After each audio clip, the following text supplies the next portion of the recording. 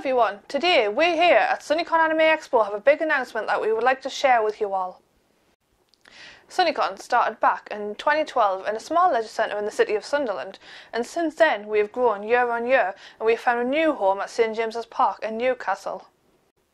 We strive to push ourselves further and grow bigger, and we only have you to thank for our success. So with that said, in 2019 we'll be hosting our usual event in Newcastle, followed by a brand new event in a brand new city.